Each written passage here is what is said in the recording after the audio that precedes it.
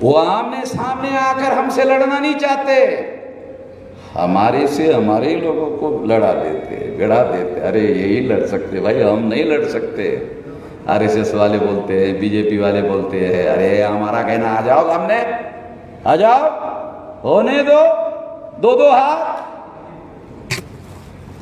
वो भीमा कोरेगांव का बड़ा डर है उनके दिमाग में, आते ही नहीं।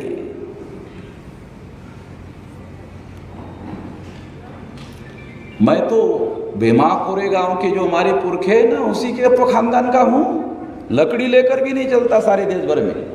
मैं जब भाषण करता हूँ, भाषण करने के बाद कुछ मुसलमान मुझे मिलते हैं, कहते हैं मिश्राम जी आपको डर नहीं लगता क्या? किस चीज का? हाँ ऐसा बोलते हो तो हमें तो बड़ा डर लगता है। बहुत सारे मुस्लिम लोग आकर मुझे बोलते हैं कि आप तो मंच पर ही बोल देते हो, हमें तो बहुत डर लगता है। उनको भीमा कोरेगांव मालूम नहीं है, हमारे मुस्लिम भाइयों को भीमा कोरेगांव मालूम नहीं है। हम उनको कहते हैं हमें नहीं डर लगता, उनको लगता है। मैं इतनी लकड़ी लेकर भी देश भर में नहीं घूमता हूँ, अकेले ही घूमता हूँ। लोग बोलते सिक्योरिटी रखो। बे मेरे 500 पुरखों ने 28,000 को मारा, यही मेरी सिक्योरिटी है, और कुछ रखने की जरूरत नहीं है। वो कागज में जो लिखा है ना 28,000 को मारा, यही याद आता रहता हूं भाई, इसी से सिक्योरिटी हो जाती है।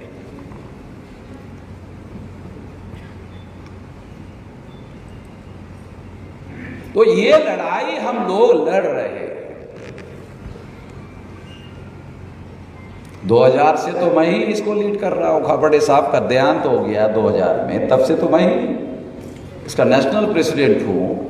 और ये आंदोलन कहाँ से कहाँ पहुँचा दिया, ये कहाँ से कहाँ पहुँचा है थोड़ा बताता हूँ, थोड़ा मालूम हो, फैक्ट भी मालूम। और फैक्ट क्यों बता रहा हूँ, चेक कर लो। आजकल सोशल मीडिया में एक नया प्रकार चला, फैक्ट चेक है। एक सोशल मीडिया में ये जो बोला जा रहा है फैक्ट है कि नहीं है, बराबर है, बोला ना। इंजीनियर साहब है उधर जो बैठे ना उधर, वो इंजीनियर साहब, उनको मालूम है, क्योंकि ये टेक्नोलॉजी की बात है। फैक्ट चेक, तो जो बोला जाता है वो फैक्ट है या नहीं है, चेक करने का सिस्टम है। तो मैं आप लोगों को फैक्ट करने के लिए फैक्ट बताता हूं, चेक कर लो। 5 मार्च 2019 को आरएसएस बीजेपी के लोगों ने 13 पॉइंट रोस्टर लागू करके आरक्षण को खत्म करने का मामला चलाया, तो हमने भारत बंद करवाया। 200 पॉइंट रोस्टर की बात लागू करने के लिए, और नरेंद्र मोदी को हमने संसद में कानून बनवाकर 200 पॉइंट रोस्टर लागू करवाया। नरेंद्र मोदी को जानते हो, नरेंद्र मोदी ने मंत्रिमंडल में एग्जीक्यूटिव ऑर्डर पास नहीं किया, पार्लियामेंट में कानून पास किया, संविधान संशोधन किया। कितने लोगों को पता है संविधान संशोधन कैसे होता है भारत के संविधान के अनुसार? लोकसभा में, राज्यसभा में 2/3 मेजॉरिटी से संविधान संशोधन करना पड़ता है। ये हमने नरेंद्र मोदी से करवाया। जो नरेंद्र मोदी किसानों के तीनों कानून वापस ले लिया, मगर किसानों से आखिर तक बात नहीं की अभी तक नहीं। तीनों कानून पीछे ले लिया, मगर किसानों से नरेंद्र मोदी ने आज तक कोई बात नहीं की। इतना अकड़ू है। अकड़ू समझते हो? बहुत अकड़ता है, अकड़ता समझते हो? बहुत अकड़ता है। मैं देहाती आदमी हूं, थोड़ा देहाती उदाहरण बताता हूं। हमारे गांव में, देहात में लोग कहते हैं, क्या कहते हैं? मरा हुआ आदमी बहुत अकड़ता है। मरा हुआ आदमी बहुत अकड़ता है। बोलता थोड़ा घी लगा, घी लगा। तो मरे हुए आदमी के हाथ पैर को घी लगाते, नहीं तो बोलते साले घी नहीं लगाएंगे और सीढ़ी पर लिटा देंगे तो उठाने के बाद पता नहीं चला, ऐसा खड़ा हो जाएगा, खड़ा हो जाएगा। मरा हुआ आदमी ऐसा खड़ा हो जाएगा तो पता नहीं साला भूत जिंदा तो नहीं हो गया। हमारे लोगों के दिमाग में भूत घुसा हुआ है तो डर जाता है, अरे भूत तो नहीं चला। तो उसको बोलते घी लगा, नरम करो, थोड़ा सा नरम करो।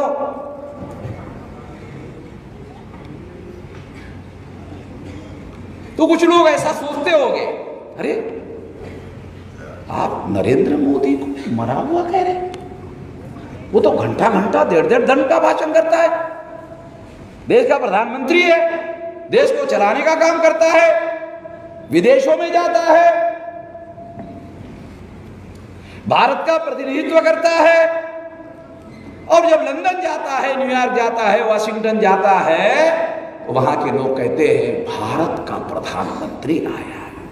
वो नहीं कहते भाजपा का प्रधानमंत्री आया। क्या कहते हैं?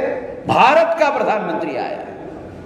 यदि अब नरेंद्र मोदी भारत का प्रधानमंत्री है, किसानों का भी तो है ना, किसानों का भी तो है। यदि नरेंद्र मोदी ने किसानों से वार्ता की होती, बात की होती, डायलॉग किया होता, संवाद किया होता, उसकी इज्जत घट जाती है? उसकी इज्जत घट जाती? नहीं घटती। मगर बात नहीं करता, डायलॉग नहीं करता है, इतना आंकड़ा हुआ है, इतना आंकड़ता है। इसलिए बता रहा हूं, मरा हुआ आदमी देहात में कहते बहुत अकड़ता है। तो कुछ लोगों को ये बात हजम नहीं हो रही होगी, अरे कि नरेंद्र मोदी को मरा हुआ कह रहे भाई, ये कोई हजम नहीं हो रही बात। ये अहमद मेछराम बगैर सबूत के कोई बात नहीं करता। जिसका मेरे पास सबूत नहीं है, मैं ऐसी कोई बात नहीं करता। आपको इसका सबूत चाहिए, चलो इसका भी सबूत दे देता हूं। नरेंद्र मोदी कहता है मैं पिछड़े वर्ग का हूं, नरेंद्र मोदी कहता है मैं ओबीसी का हूं, नरेंद्र मोदी कहता है मैं चाय बेचने वाला हूं, कहता है ना। फिर भी उसने सुप्रीम कोर्ट में ओबीसी की जाति आधारित गिनती नहीं की और ना करने के लिए हलफनामा दाखिल कर दिया कि नहीं करूंगा। ओबीसी का ही आदमी ओबीसी के ही विरोध में हलफनामा दाखिल करता है। पिछड़े वर्ग का आदमी पिछड़े वर्ग के ही विरोध में हलफनामा दाखिल करता है। तो नरेंद्र मोदी के ज़मीर ने आवाज नहीं लगाई, नरेंद्र मोदी के ज़मीर ने आवाज नहीं लगाई। आपको बताता हूं ज़मीर क्या होता है। तो हमारे लोगों को ज़मीर नहीं समझ में आता है, आप बताता हूं, देखो आपको समझ में आ जाएगा, सबूत भी हो जाएगा। देखो ज़मीर कैसे बोलता है। अरे नरेंद्र, तू तो कहता है तू ओबीसी का है, तू तो कहता है तू पिछड़े वर्ग का है, तू तो कहता है तू चाय बेचने वाला है, फिर भी तूने ओबीसी के अपने ही जाति बिरादरी के विरोध में सुप्रीम कोर्ट में हलफनामा दाखिल कर दिया। ये तो हमें ठीक नहीं लग रहा है। ऐसी कोई आवाज नरेंद्र मोदी के ज़मीर ने नहीं लगाई। नरेंद्र मोदी के ज़मीर ने ऐसी आवाज क्यों नहीं लगाई? क्योंकि नरेंद्र मोदी का ज़मीर मरा हुआ है। आवाज कहां से लगाएगा? नरेंद्र मोदी का ज़मीर मरा हुआ है। और जानते हो जिसका ज़मीर मरा हुआ होता है वो जिंदा नहीं होता है, वो चलती फिरती लाश होती है।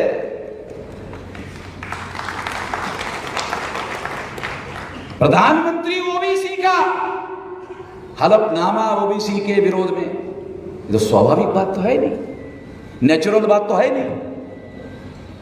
कैसे नहीं है आपको बताता हूं। गधे से गधा आदमी ढूंढ, ऐसा होता नहीं है, ढूंढ लो। गधे से गधा, एक गधा होता है, गधे से गधा नहीं होता। अरे एग्जाम्पल, गधे से गधा आदमी ढूंढ लो, उसके हाथ में कुल्हाड़ी दे और कुल्हाड़ी देकर कहो ये तुम्हारा पैर है ना, ये कुल्हाड़ी से काटो। गधे से गधा, तो क्या कहता है गधे से गधा आदमी? गधा जरूर हूं, इतना गधा नहीं कि अपने ही हाथों से अपना पैर काट, इतना गधा नहीं। जब गधे से गधे आदमी तो इतनी अकल है, तो प्रधानमंत्री नरेंद्र मोदी को अकल नहीं है, कहा जा सकता है कि उसको समझ में नहीं आता, इस वजह से उसने हलफनामा दाखिल कर दिया, ऐसे कहा जा सकता है। जितना वामन मेश्राम को समझ में आता है उससे कम समझ में नरेंद्र मोदी को नहीं आता है, ज्यादा ही आता है। अच्छा, ज्यादा क्या आता है? वामन मेश्राम से ज्यादा समझ क्या है नरेंद्र मोदी के पास, जानते हो? ज्यादा, देखो अभी बताता हूं, ज्यादा समझदारी नरेंद्र मोदी के पास क्या है मेरे से। वामन मेश्राम की तरह अगर बोलते रहेंगे तो सड़कों पर जिंदगी भर घूमना पड़ेगा,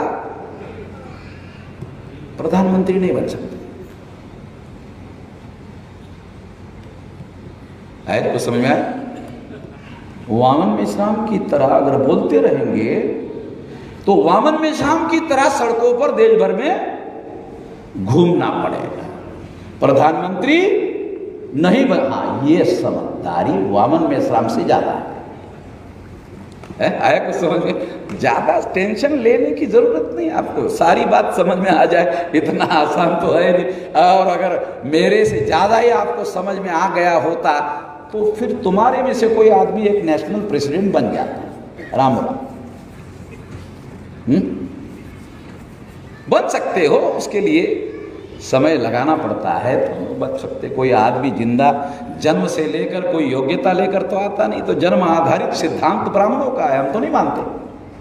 गुण और कर्म का जो सिद्धांत है, गुण और कर्म, जो गुण है वो जन्म से नहीं मिलता है, कर्म जो है वो पुरुषार्थ से प्राप्त किया जाता है। पुरुषार्थ समझते हो? मैंने कुछ दिन पहले भाजपा के लोगों ने, आरएसएस के लोगों ने एक प्रचार किया था कि देखो हमने संविधान संशोधन करके JNK में 370 लगा दिया और वो सारी जमीन जो है भारत में शामिल कर दिया। बोला भाजपा के लोगों ने, आरएसएस के लोगों ने बोला, प्रचार किया कि नहीं? तो मैंने पूछा था,